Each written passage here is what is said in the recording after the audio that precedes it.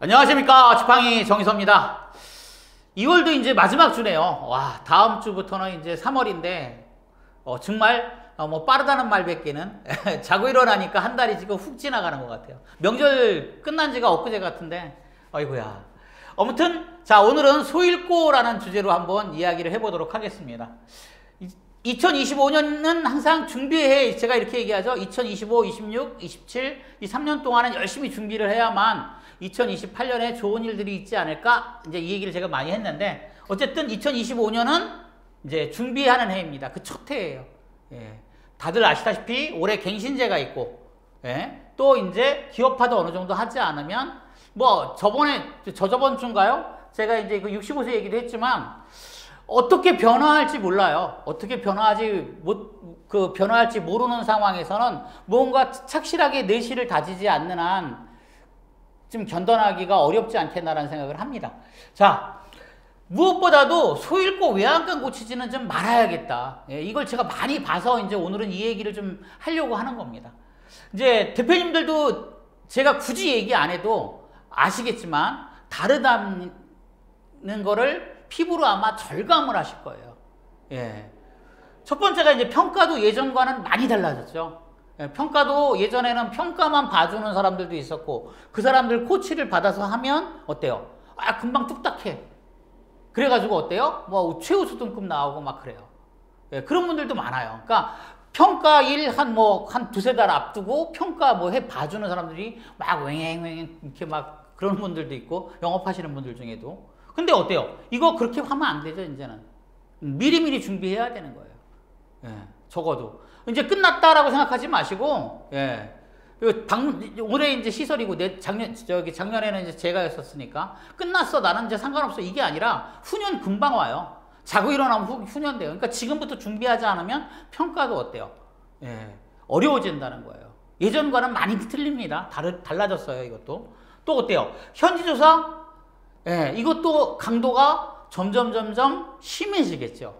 예, 여러 가지가 정황이 지금 그렇잖아요. 그럼 이것도 대비를 해야 돼요. 현지조사도.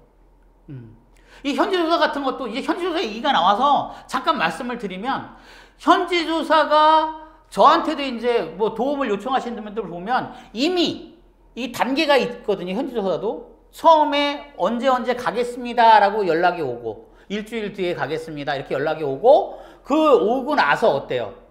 예, 그 당일날 오고 한 3, 4일 정도 오죠. 이렇게. 와가지고 조사를 다 하고, 그 다음 확인서를 받고, 그 다음에 어때요? 예, 나중에 이제 통보 처분이 또 오고, 소명기회 주고 이렇게 하잖아요. 굉장히 시간이 길게 흘러가는데, 대부분 저한테 연락을 주시는 게 마지막에, 최종 단계 끝나서예요.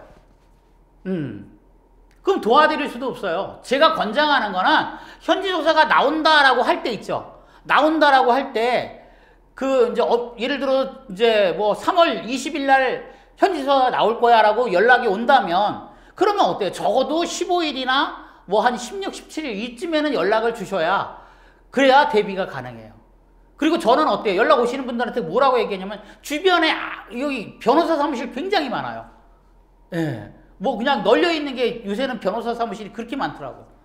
아무 변호사한테나 가서, 변호사님 나 이거 현지조사 봤는데 입회해 주세요라고 하세요. 예. 합법적으로 이루어지는지를. 그리고 좀 그게 못 믿어오면 전문가 하시는 분들 많아요. 이쪽 장교환기관 기관 계통에 이렇게 변호를 해주시는 분들, 변호사들이 많거든요. 그분들 입회시키세요. 예. 물론 이제 돈이야, 이것도. 평가도 그렇고, 현지조사도 다 돈이에요.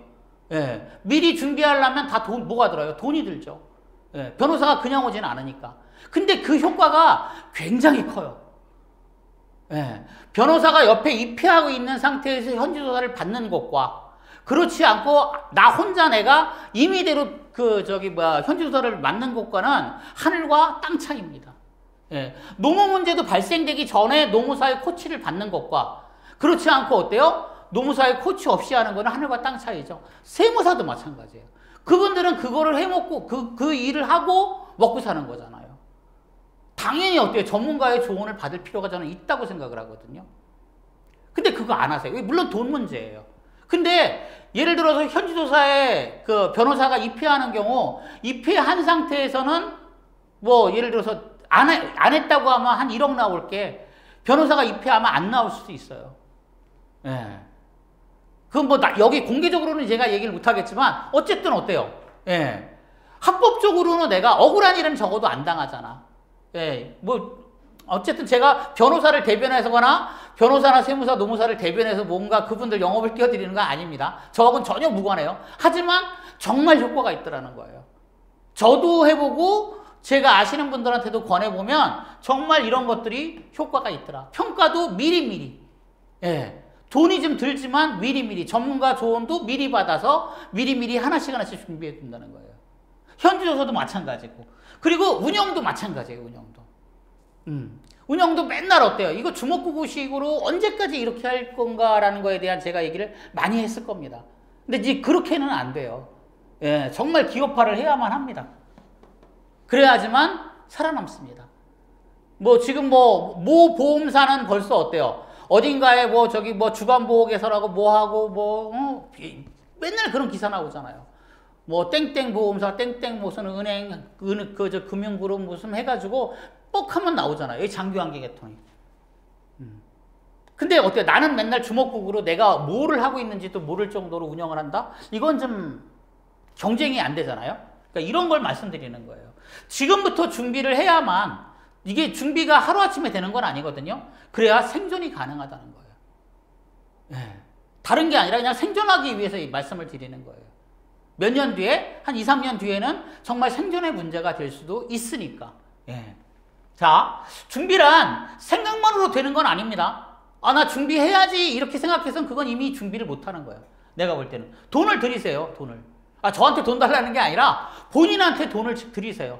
교육을 받을 수 있으면 교육이라도 받고, 어디 가서. 아니면 전문가를 초빙해서 어때요? 뭔가 어때요? 시스템 진단을 하려면 진단을 하고. 예.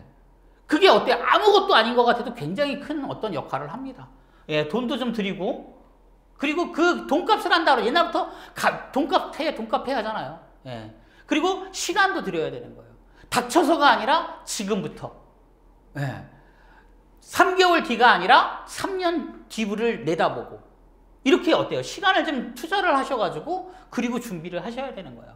이것도 물론 뭐 돈으로 준비가 이렇게 기간이 늘어나면 많이 들겠죠. 하지만 3년 뒤에 딱 닥치고서는 어때요? 그때는 돈으로도 땜빵이 안 됩니다. 예, 돈이 아무리 많아도 이게 그 문제를 해결할 수 있는 그런 여건은 저는 안 된다고 보거든요. 장기간 기간은 반드시 준비를 해야만 합니다. 예. 가장 어떻게 보면 어때요? 지금의 이 가장 큰 변화를 겪고 있는 것이 이 장기간 기간이거든요. 일단 어때요? 노인 연령 변화, 초고령화, 그 다음에 어때요? 대기업 진출, 어때요? 지금 대한민국 전체가 어렵잖아요. 경제가 어렵다고 하는데 유일하게 블루오션이라고 느껴지는 게 장기간 시장이기도 하고. 그럼 그만큼 경쟁이 치열해진다는 얘기거든요. 그러니까 이런 거는 좀 생각해 보셔야 된다는 거예요. 저희 지팡이도 준비를 열심히 하고 있어요. 정말로. 예. 예, 약수원 다들 아시잖아요. 약수원도 이제 다음 달부터는 제가 이제 보고를 할 만큼 성장을 했습니다. 예, 대표님들이 많이 관심을 기울이고 이렇게 도와주시는 덕분에 이제 적정 어떤 손익분기점은 도달을 하고, 예, 그리고 또 많이 발전도 했어요. 그래서 그 모습도 좀 소개를 좀 시켜드리려고 하는데, 어쨌든 이 약수원을 제가 지난 몇 개월 동안 하면서 정말 상담을 많이 받았어요. 예, 어르신 상담이죠, 뭐. 그러니까 법에 걸리니까 이해하기는 못하고 일반적인 얘기만 해주지만 요거를 이제 돌려서 대표님들이 오셔가지고 약수원에서 좀 설명하시게끔 이렇게 바꿔야겠다라는 생각은 합니다. 아무튼 요거 약수원도 준비했던 거고, 그 다음에 이제 기관 점검도 저희가 계속 돌아다니죠. 예, 순회 차량을 계속 돌려가지고 요것도 지금 올해는 좀 늘렸어요. 예, 늘려가지고 한 파트를 더 늘려서 좀 더 많은 기관이 기관 점검을 받을 수 있도록 한번 해보자라고 생각을 하고 있는 거고, 저희 ERP도 좀 한 3, 4년을 내다보고 그 뒤에 뭔가 일어날 일을 대비해서 자체적으로 점검이 가능하도록 지금 프로그램을 재편하고 있습니다.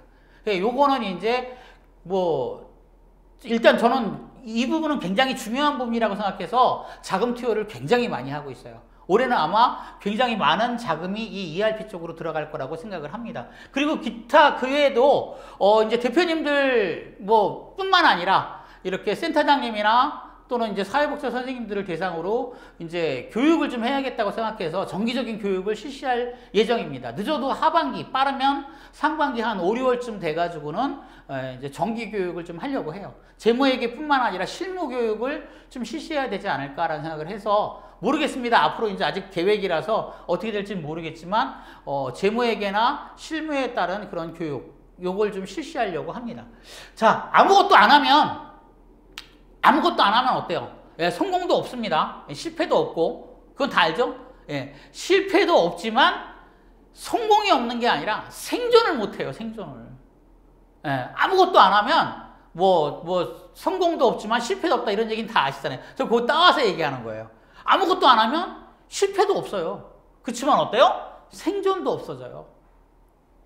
예, 생존할 수가 없는 거야.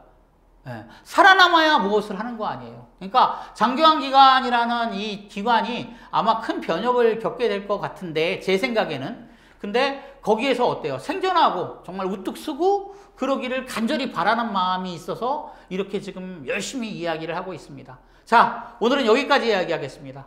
감사합니다.